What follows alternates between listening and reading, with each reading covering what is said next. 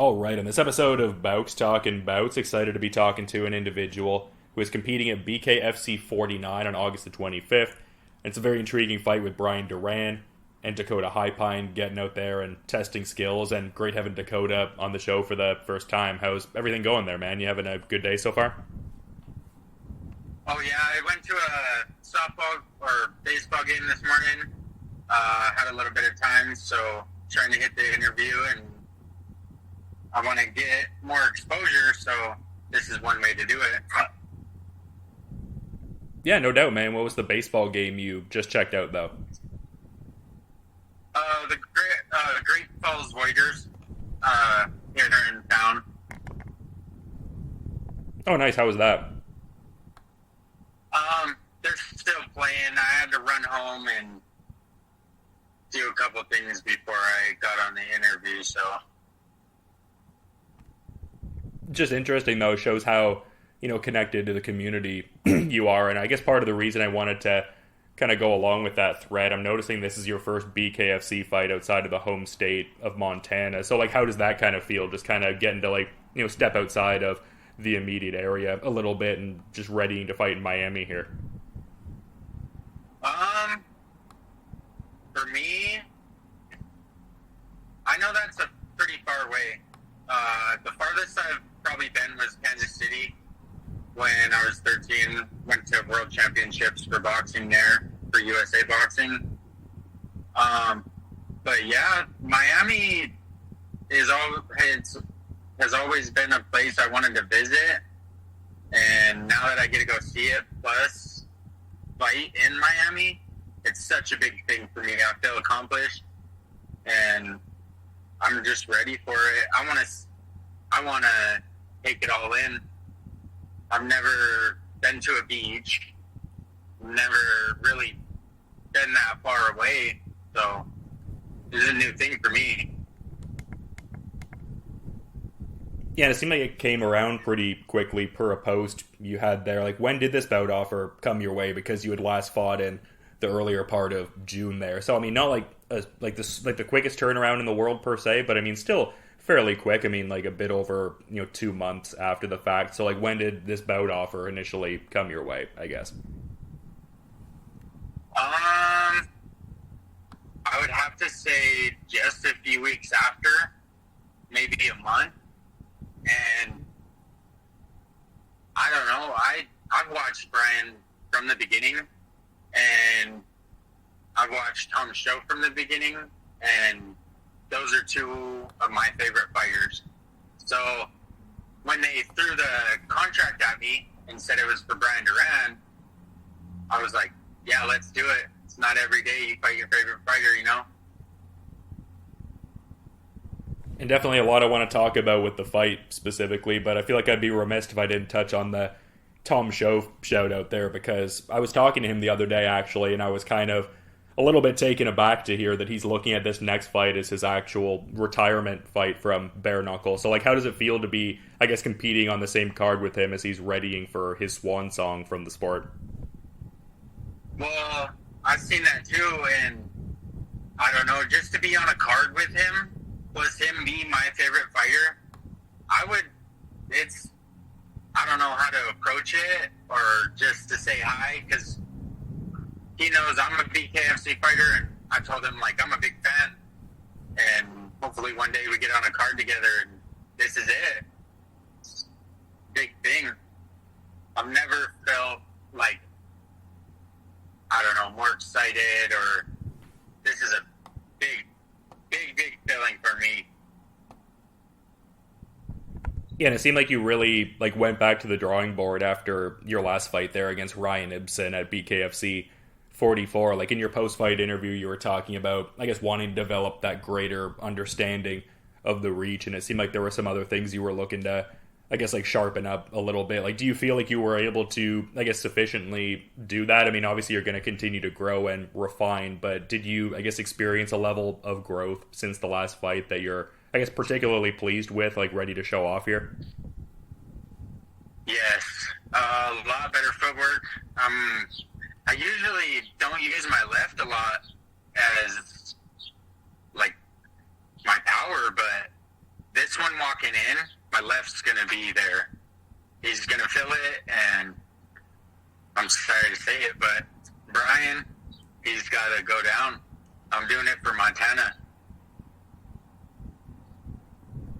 Yeah, and just the way you're talking about your opponent strikes me as if you're like acutely aware of what he brings to the table. And in that one of those posts I was referencing earlier about how the fight came pretty quickly, you were crediting him as a good opponent and everything like that. Like, it seems like this was something you guys were talking about even at like an earlier point in time. Like, when did you guys first kind of start talking about the idea of fighting each other? Like, when did that kind of, I mean, not banter per se, but that idea of like, oh yeah, it'd be cool to fight. Like, when did all that start, picking up initially from your recollection?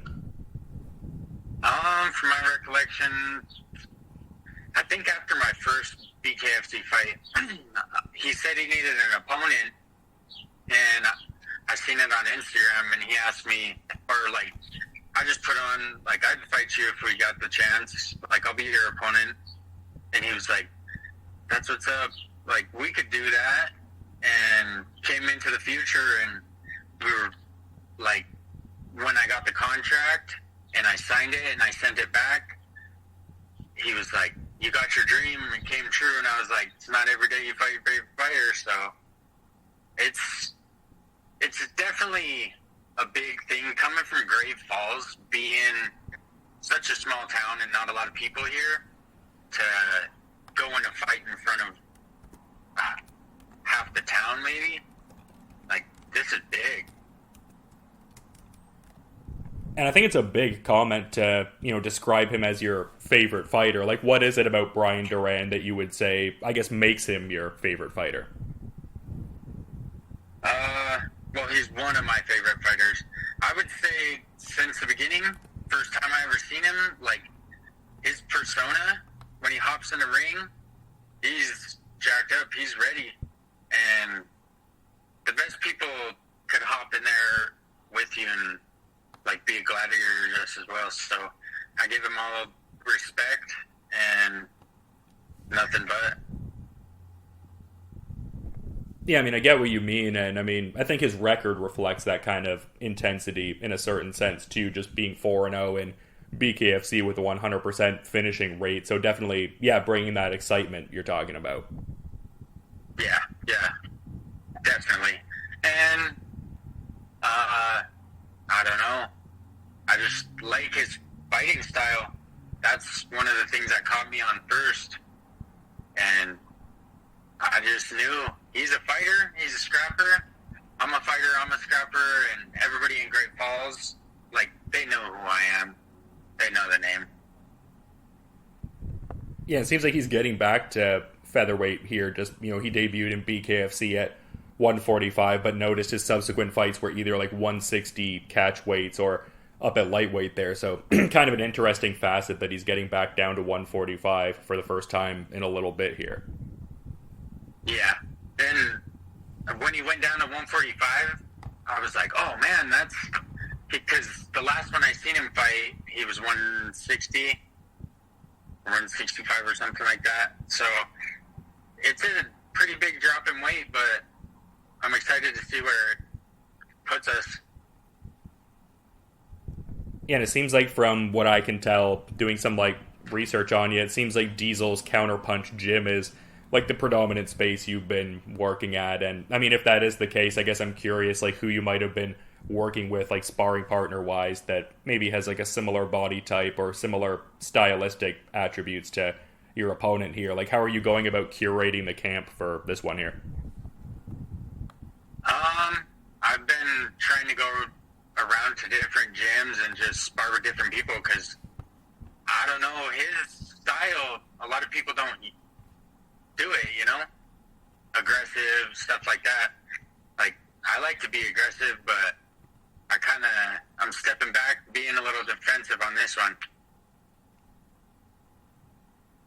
Yeah, so you can see this fight being one that maybe plays out more in like the even like middle to later rounds, like maybe collect some intel early on and kind of get a sense of like that pressure and forward approach that you were talking about he brings. Yep, exactly. Yeah, a lot of interesting facets to this fight, and curious to get some insights here because you were alluding to it a bit earlier too, like talking about back in the day going to like some of the like boxing competitions and stuff like that. And I was seeing that you did have that amateur boxing background and also a bit of amateur MMA before going into bare knuckle. So I'm curious, like obviously different aspects to these sports, but like in just even in the realm of the actual stand-up game, like what differences exist in bare knuckle as compared to some of the other sports you've had there? Just curious to get some insights because it looks like you've had experience over a few combat sports. Yeah, so one of my friends, Leo Bersier, he got me into to go up and talk to Joe Riggs. He was throwing on like a little boxing match place, and I was like, yeah, like I'll come up and I want to fight. I was at 155 at the time, and from there, Joe was like, you would be a good addition to like MMA, and I started training a little bit with them, doing a little bit of jiu-jitsu, and I don't know, I liked it, but I'm a stand-up guy. I boxed for plenty of years, and that's just where my heart is. My grandpa, when I was growing up, he'd watch the ESPN Classics, and I told him I'm going to be there one day, and he passed away when I was 19, and now to be on the big stage, I wish he was here with me. It'd be a big thing for him because he always wanted to be a professional, but he never got the chance, so I'm making both of our dreams come true at once. You know, I'm definitely sorry for your loss, man, but that's something that I kind of gleaned from doing my research on you as well. Just like, you know, grandma and grandpa were fighters, and a lot of the people on your grandpa's side were like all boxers growing up. Like, it seems like you really like sink your teeth into this opportunity, just talking about how, like, you know, as much as they were fighters, they didn't really have the opportunity to go pro as much because they're like starting their own families. So it really seems like that gives you like a tremendous amount of motivation and is very important to you, understandably. Can you talk a bit about that? Because I think it's cool that you've got that like fighting culture in the family and all. Yeah. So growing up, I just looked up to everybody in my family, and I'm pretty sure every man that's in my family has been a boxer or has been in a ring. So I just wanted to follow a family tradition. They're all Azures, and I'm an Azure as well. But Highpine is my dad's last name, and that's going to be my last name. Like, it is my last name, so I'm the first Highpine to ever be a fighter, I'm pretty sure. And I'm going to make the most of it. Yeah, it's awesome to hear, man. It just seems like a cool thing in a generational sort of sense, too. Like, it seems like you're a proud dad also from what I can see on social media there. So who knows, maybe we're going to get another generation of boxers coming out of the family there. Oh, yeah. I got a 3-year-old son right now, and he knows what he's doing. He boxes a little bit once in a while, and I want him to be a boxer and teach him like self-discipline. So it definitely helped me growing up, so it'd be an uplift for him hopefully, and I can be in his corner.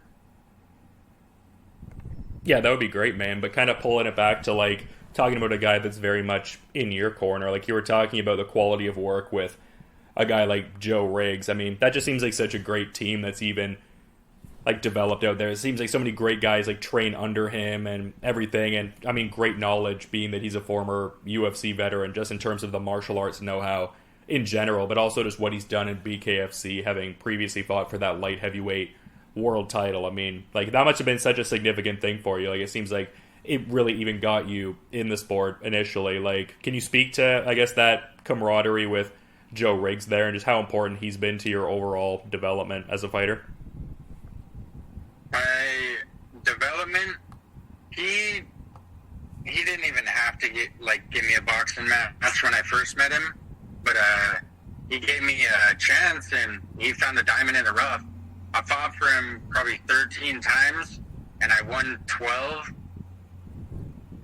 And I don't know, I just kept doing it, kept boxing for him, and one day I was training with him, and he asked me, "Have you ever thought about doing bare knuckle?" And I looked at him, and I was like, "That's what I've been working towards. Do you think I can do it?" He said, "I could get you a fight." And that's like a month before my first BKFC fight. I was just super excited. I give all my credit to Joe Riggs and my auntie Jamie, and because without those two, I probably wouldn't push myself so hard to be where I am today.